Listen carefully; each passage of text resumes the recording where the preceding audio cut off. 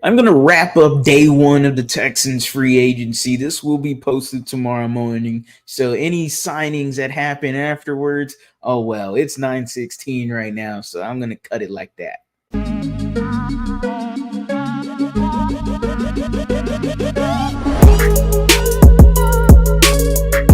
What is going on, everybody? Welcome back to a brand new episode of The Lead. Your host, as always, Harley Dugan. Let's get into it, guys. Like I said in the intro, if any signings have happened afterwards, then oh well, you're gonna see a string of videos come on after this video. So, with that being said, the Houston Texans, day one of the legal tampering period, the unofficial free agency, as we like to say around here, the Texans, with about 70 million in cap space, actually about 63 or 60 million after some of the re-signings that they had.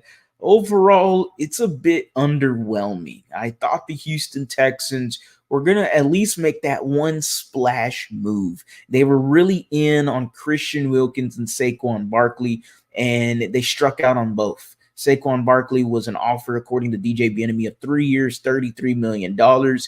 Christian Wilkins, the Houston Texans, according to Aaron Wilson, were heavily interested in him.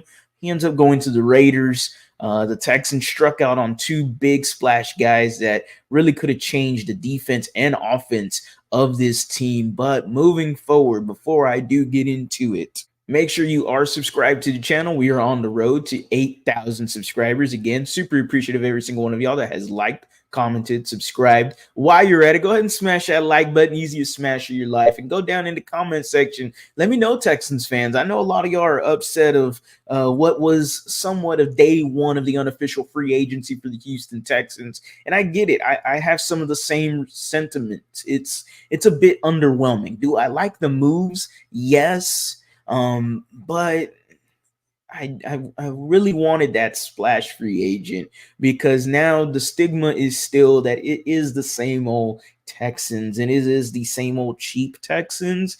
And I'm getting tired of that stigma. I'm getting tired of, not getting that top guy. And I understand, maybe I'm just saying, let's go get a top guy to get a top guy. Maybe that's what it is. I don't know what it is, but Danico Autry, solid move. I like the move. Jeff Okudah, solid move. I like it. We all saw Danico Autry was a 2-year, $20 million deal. Jeff Okudah, 1 year, $6 million deal. Now you've addressed the defensive line and the secondary. All right, no problem. Then you get a guy in Mike Ford.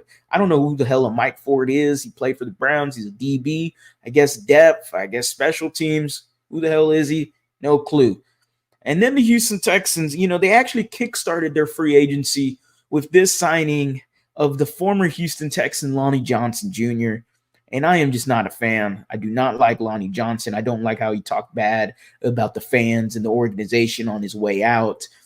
Personally, I do not give a damn about Lonnie Johnson. He's a special teams guy. Fantastic. You know what, bud? Stick to special teams. Don't go to changing your number to number 1. I don't need it. The Houston Texans, I don't like the move. Just because personally, I didn't like what he said about the organization. If he plays good, then hey, he plays well. But I mean, I don't forget things, and I know fans don't forget things either. So Lonnie Johnson, I could do without.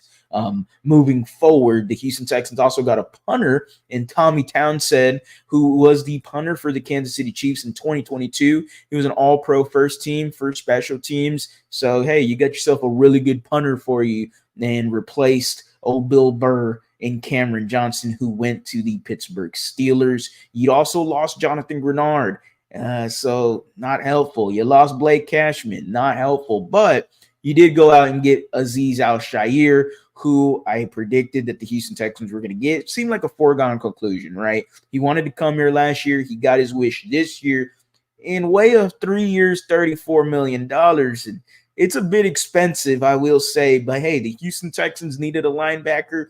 They got one in Al-Shaair, and I think he's going to get better with DeMeco Ryans. I think that's what my overall hope is, that DeMeco realizes some more of that untapped potential that he did in San Francisco. And now that they're working back together, maybe we could see more of a finished product next to Christian Harris. So overall, those are basically the signings that I've had down from night one. Again, if any signings happened afterwards, hey, I apologize. I have the time up there, and it is what it is, and I'll get with day two as much as I can get with it. But overall, the Houston Texans, in my opinion, it's a decent day. Overall, it's a bit underwhelming regarding the fact that we were in on a Saquon Barkley, we were in on a Christian Wilkins, and there's a lot of other big names that the Houston Texans did not attach their names to, that I wished they would have gone and grabbed. Not saying you can go grab everybody, but it is a bit underwhelming, especially when you lost Devin Singletary, and now there is 0 running backs at the moment.